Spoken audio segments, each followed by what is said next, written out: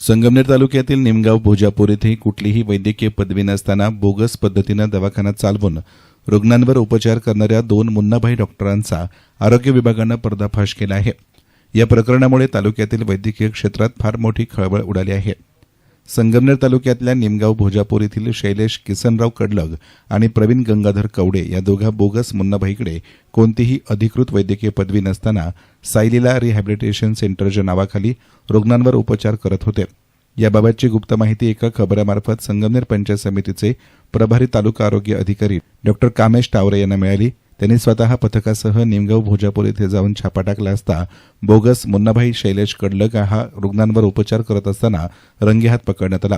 तपासणी दरम्यान दवाखान्यामध्ये एक्सपायर झालेली औषधं, ओपीडी आणि आयपीडी रजिस्टर, प्रिस्क्रिप्शन पॅड तसेच एक रुग्ण ॲडमिट केलेल्या अवस्थेमध्ये आढळून आला। नंतर वैद्यकीय पथकानं कडलग याच्या घराची कसून तपासणी केली असता विविध 17 कंपन्यांची औषधंही मिळून आली आहे। ते सर्व वैद्यकीय साहित्य पथकानं जप्त केलं। आरोग्य अधिकाऱ्यांनी कडलग यांच्याकडे वैद्यकीय पदवीबाबत विचारणा केली असता त्याच्याकडे महाराष्ट्र काउन्सिल ऑफ ॲक्युपंक्चरची अपुरी आणि संशयास्पद कागदपत्र मिळून आली। मात्र रुग्णांवर उपचार कोण करत होते याबाबत त्यांनी समाधानकारक उत्तर दिलं नाही। प्रत्यक्ष पाहणीच्या दरम्यान दवाखान्यातील इतर व्यक्ती रुग्णांवर उपचार करत असल्याचेही निदर्शनास आले। त्यानंतर अधिकाऱ्यांनी पंचासमक्ष दवाखान्यातील औषधांची तपासणी करून ती जप्त करण्यात आली आहे।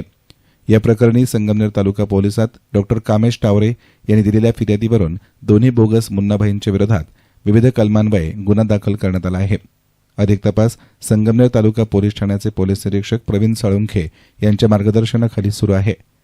दरम्यान रुग्णांनी कुठल्याही आजारावरील उपचार घेण्यासाठी नेहमी अधिकृत आणि नोंदणीकृत डॉक्टरांकडे जावे।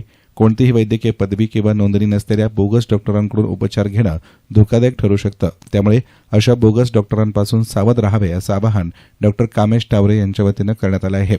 यस्तान मीडियासाठी प्रतिनिधी गोरक्षनेहे, संगमनेर।